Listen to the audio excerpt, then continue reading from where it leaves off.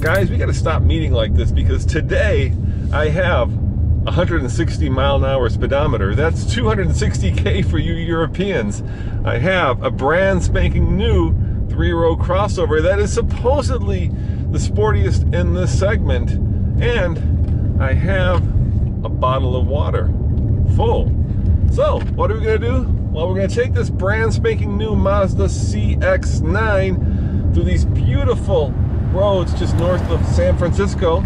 Take it for a ride, and that is coming up right now on the Fast Lane Car.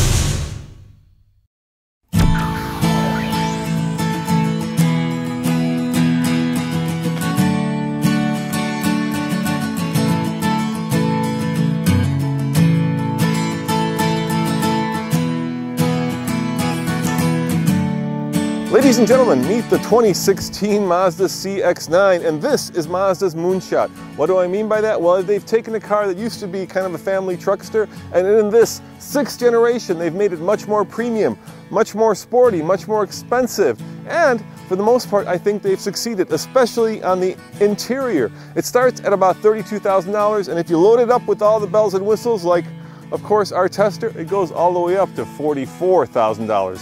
Well, let's talk about the changes. Is it bigger? Is it longer? Is it wider than the 5th generation?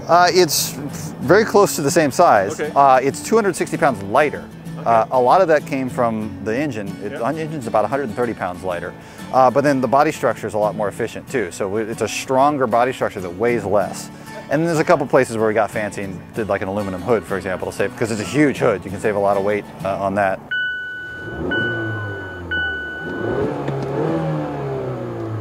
Now, most cars in this segment have a 6-cylinder, not Mazda. They've doubled down on turbo power. This is a 2.5-liter inline-4 that's turbocharged that powers either the front wheels or all 4 wheels. Now, it puts out 225 horsepower and 305 pound-foot of torque, but if you fill it up with 93 octane, you can get as much as 250 horsepower out of this engine. The problem with your typical engine is the horsepower is still developed at pretty high RPM, yep. And you want to cruise at really low RPM to improve the fuel economy. And so every time you go to get on the gas, the engine's got transmission has to downshift a couple gears to get to the high RPM where the power is. So we wanted to develop an engine that's really torquey and develops the acceleration that you want at the same RPM that you're cruising at.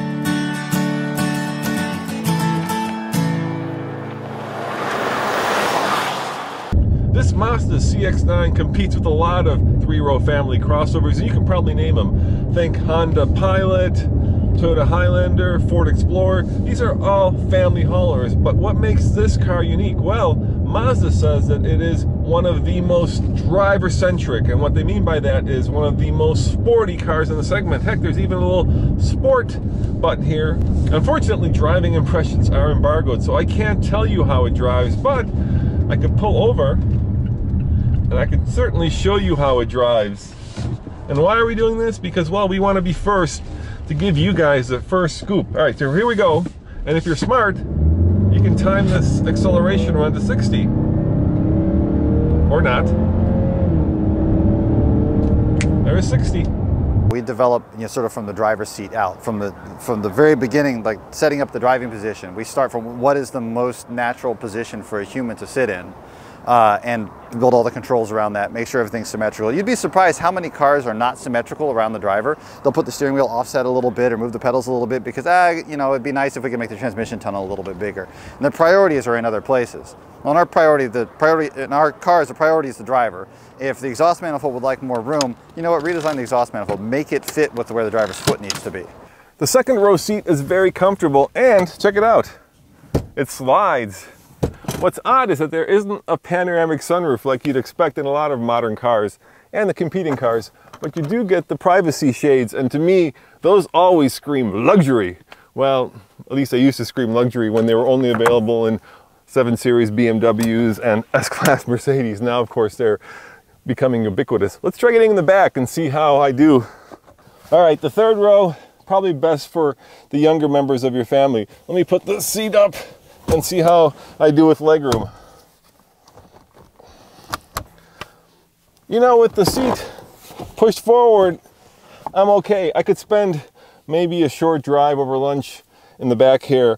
Another nice feature that Mazda has changed from the previous generation is the floor is now flat. They've lowered it so that your knees aren't up in your face. No, the last generation did have a flat floor, and now we don't, actually. Okay, so and never mind. Yeah. Let's take two. I noticed that you don't have a flat floor, whereas the last generation had a flat floor. Yeah, and the reason for that is, who cares if the floor is flat? What I care is, where do my feet sit relative to my legs where I'm sitting? Yeah. To have a flat floor, the transmission tunnel still has to be there. You have an exhaust going down there, and all-wheel drive cars, you have a drive shaft. That tunnel has to exist. So you know how you get a flat floor? You take the floor underneath your feet and you raise it up till it's even with the tunnel. So then you're sitting like this, right?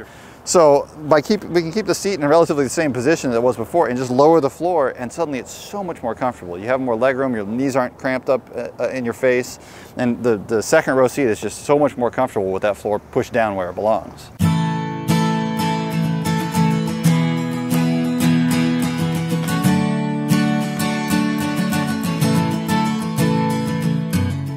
Behind the wheel is really where this Mazda shines. First and foremost, the materials they used definitely do belong to the more luxury-oriented segment. There's just supple leather, real metal, real wood. Let's go to the front. Now, I did notice that this interior is probably, in my opinion, best in class. Did you spend a lot of time working on that? Personally, no. I walked over to the design studio and gave them a big thumbs up every now and then.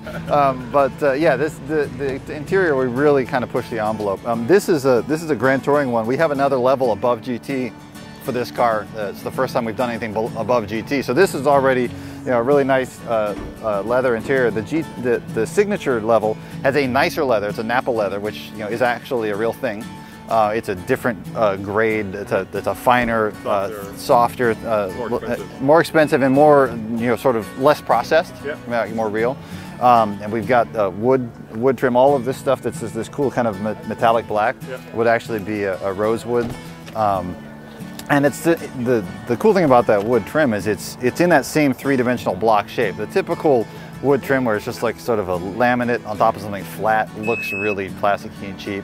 And this is a nice three-dimensional formed contoured shape with an open pore finish. Full disclosure, Mazda flew me out here to beautiful sunny Northern California to test drive the CX-9. And in case you're wondering about fuel economy, the front-wheel drive, according to Mazda, gets 22 in the city and 28 on the highway, which is class leading. The all-wheel drive, 1 mile per gallon less, 21 in the city, 27 on the highway, which is really astounding when you think about the fact that you can get 7 people in relative comfort into this vehicle.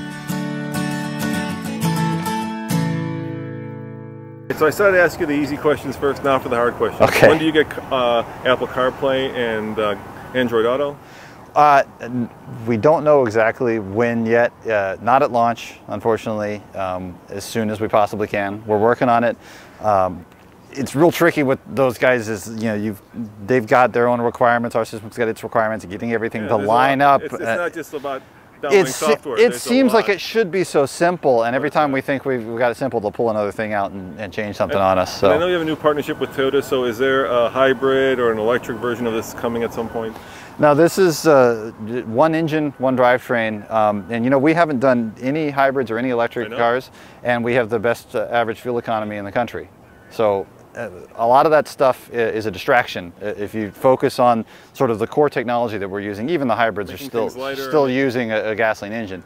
Make the car lighter, make the engine more efficient, really maximize the efficiency of what you're building. You don't necessarily need all that extra complexity. So has Mazda managed to build a segment-busting car? And what I mean by that is, does this car punch above its weight class? Does it live in that luxury car segment?